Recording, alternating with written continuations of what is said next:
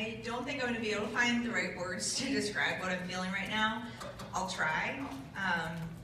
I've had a very unique running career, and my just running has evolved throughout my life, and it's just been part of my life in so many different ways. And I've experienced high school running and college running, and I tried post-collegiate running a little bit and got injured, and then I quit running for a while, and then I came in as just a hobby jogger, recreational runner, and then somehow I got this second opportunity back at running, and it's just been just wild. Like I don't even know what to say. I just can't believe I'm sitting here right now before everyone as the American record holder in the marathon. It's just pretty wild. What was a realistic goal for you today when you woke up this morning? What were you thinking was possible?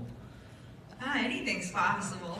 You know, I think if the Pacers, we went out at American record pace, and I really believed in my heart and in my legs and in my soul and in my brain that I was capable of breaking the American record today.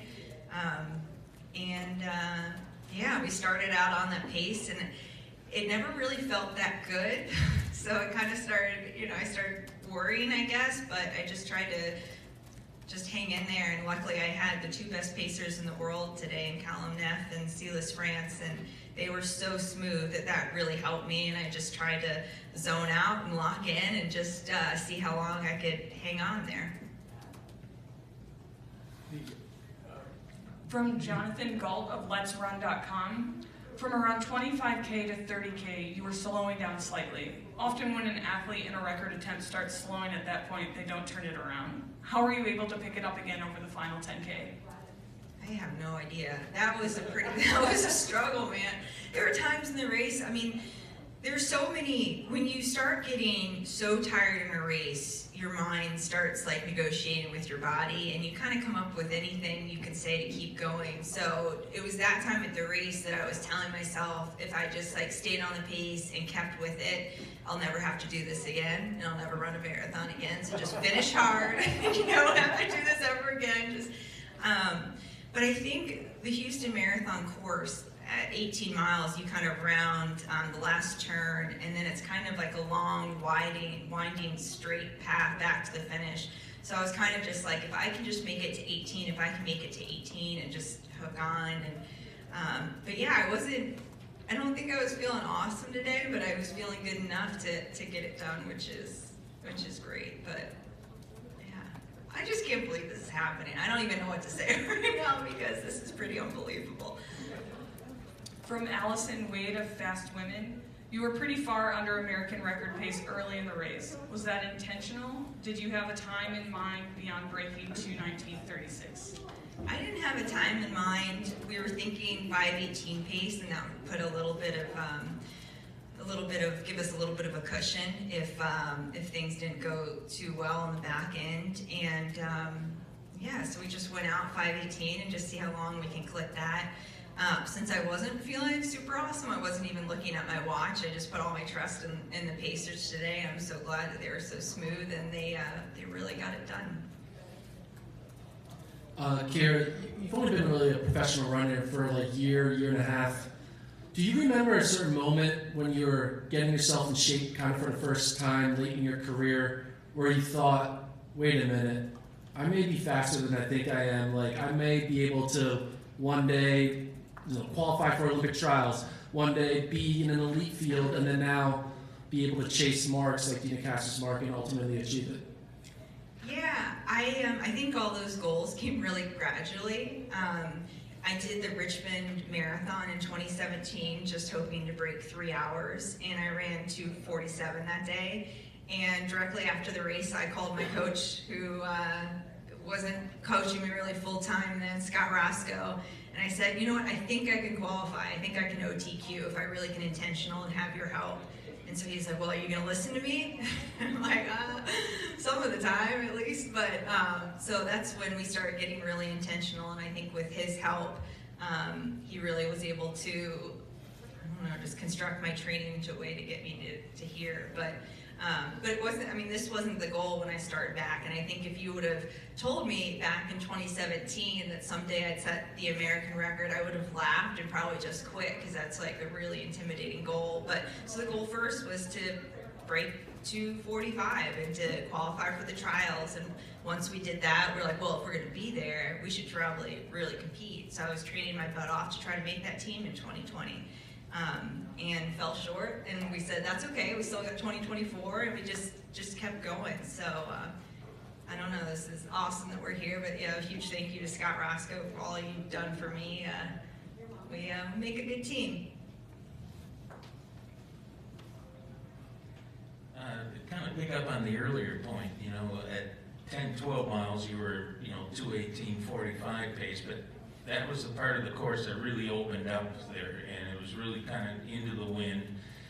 But at 16 miles, you were 2:19:30 pace, but you got back into the residential areas, and you kept remarkable steady pace throughout. Was that give you confidence once you leveled off at that pace?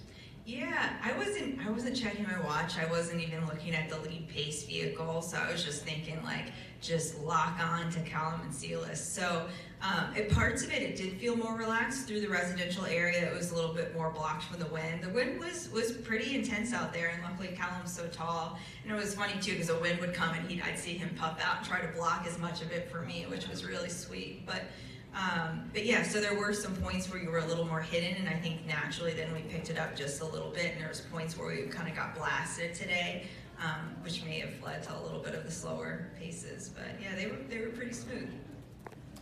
So I think that's a great segue for us.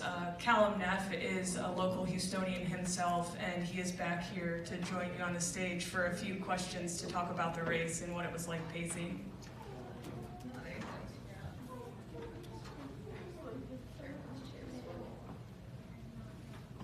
So Cal, what's it feel like to pace someone to an American record? As a Canadian? Yeah, just a super special day to share with Keira. You know, I chased this record last year in December with Sarah Hall, and it was amazing to see her get the half record today, so I feel like it's all come full circle and we can all go home happy. We all hopped in my truck yesterday and drove the course, and took Keira and gave her a real good tour of Houston, and it really took somebody that knew this course like the back of their hand. You know, I know every turn and pebble on this course, I truly do, from being a part of it for the last 7-8 years. And we knew that seconds counted, and it really came down to that. You know, 1 second per mile is 26 seconds, and that's what she got. She got under the course record and the American record with that. From Allison Wade for Callum, did you intentionally let Keira go out at the end? We said you would. Moment of truth. We were racing at that point. I actually let her go a little bit sooner because she was feeling good, and it's just, you know, it's good motivation for the athlete to open up their stride and to feel like they're kicking and going, and just to let them run their own race at that point. You know, the pacer is you know, you've given me a lot of importance, but they run the race themselves, so full kudos to Keira on that. But the wind actually tricked us and picked up again with about 2 miles to go, and so I made a late surge to get back in front of her for one final block before I let her go again. That actually gave me a lot of confidence because, well, one, when he went off, I was like, oh, this is too soon, just please stay a little bit longer. But then when he passed me, he was breathing pretty hard, and I was like, oh, I can beat him. I got this. I'm not breathing as hard as he is right now. I can do this. Yeah, to bring out that competitive, you know, mindset is important in those final, because it really came down to the seconds at that point. So just letting her run her race at the end. Did you get any cheers yourself as the local? Yeah, it was exciting. I have a lot of athletes here that I work with, and it was fun to hear that. I saw my mom and my daughter on course, and gave, you know, Keira a little boost as well to say, like, come on, Mom, that's my mom, like, you're a mom. Like, you know, Keira and I are working parents. We both have full-time, if not overtime jobs that we work outside of running, and I think it's something special. It shows you what really hard work, dedication, and just pure love of the sport can do, and when you come together for a common good. And to show people and give motivation. You know, the city and, you know, I think America needed this right now, right?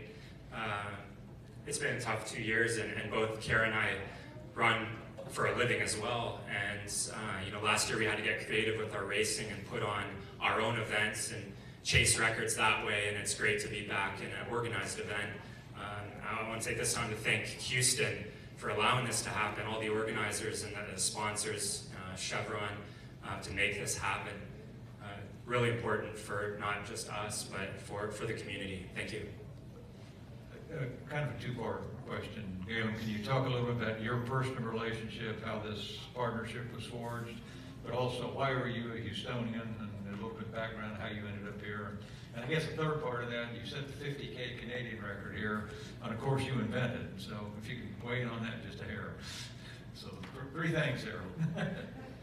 Yeah, Keira and I actually first connected in Arizona over Instagram because I found her doping control papers blowing in the wind.